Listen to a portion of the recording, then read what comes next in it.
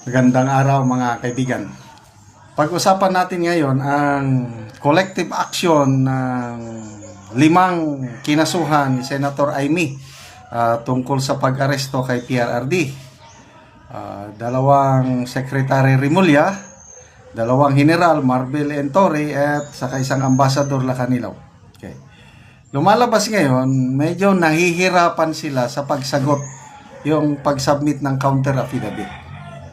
At nag-meeting muna sila. Ng meeting, napagkaisa na mag-request sila ng 10 days extension. Okay, pakinggan muna natin itong balita ng UNTV tungkol sa meeting nila. Pulong si Justice Secretary Jesus Crispin Remulla sa iba pang respondent sa kaso isinampa sa Office of the Ombudsman kaugnay ng pag-aresto kay dating Pangulong Rodrigo Duterte.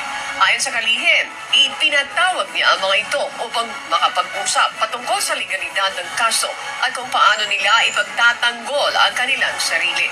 Itong Martes, inatasan ng Ombudsman si Remulla at ang iba pang opisyal ng pamahalaan na sagutin ang report na isinumiti ng Senator Amy Marcos wala sa pagdinig ng senador. Sa report, sinabi nitong posibleng masampahan ng kasong kriminal at administratibo si Remulla dahil sa nangyari sa dating Pangulo. Magigipagpulong si Justice Secretary Jesus. So, lumalabas, tapos na yung meeting nilang 5 at ito, mayroon na silang pahayag. Ito sa post ng Batas PH 20 minutes ago. Bago-bago pa, basahin ko. We might have to get an extension kasi 10 days is not enough. So, extension. Yung normal period data is 10 days.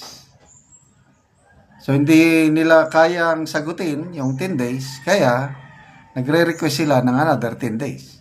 Okay. So, basahin ko Justice Secretary Jesus Crispin Remulla on Friday, ngayon, revealed that they are planning to ask the Office of the Ombudsman for an extension in filing their counter affidavit in connection with the criminal and administrative cases filed against them for arresting and surrendering former President Rodrigo Duterte to the International Criminal Court.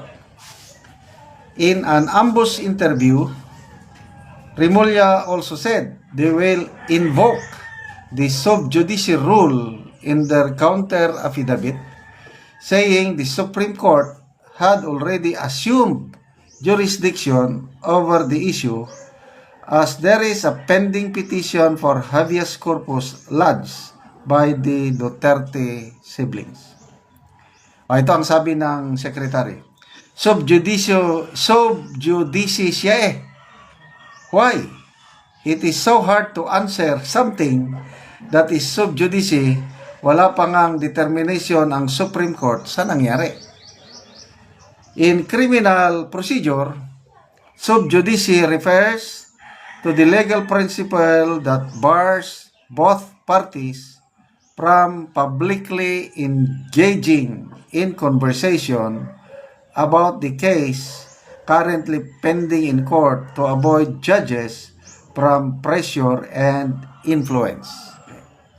We just agreed that we'll just have one answer for all procedural issues, aside from the other allegations that are individual. Then we have an answer for everyone for the commonly held issues, the procedural issues. We will adopt a common answer. Yan po ang payag ng secretary. Okay. So, una, pagbibigyan ba sila ng ombudsman? Sa tingin ko, opinion ko lang ito, pwede siguro another 10 days. Why not? Sige, pagbigyan nyo. Sana mapagbigyan, para walang reklamo. Yung sub judice na sinasabi ng secretary, hindi ako abogado. Kaya lang, ang alam kong sub judice, yung sa publiko, bawal yon. Ito, pinapasubmit ka ng ombudsman, hindi naman public yun. Kasi, document yun eh. Document, isa-submit mo. Hindi mo naman i-discuss kung yung counter, example, ako yung kinasuhan ni Senator Remy.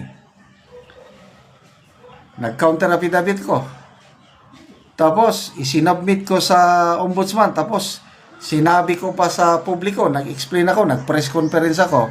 Yun ang bawal, ang alam ko. Correct me if I'm wrong. Kaya lang, kung sagutin lang nila yung naisampang kaso, counter affidavit, wala, tahimik lang sila, palagay ko, hindi yun sub judice. Anyway, opinion ko lang yun. Okay.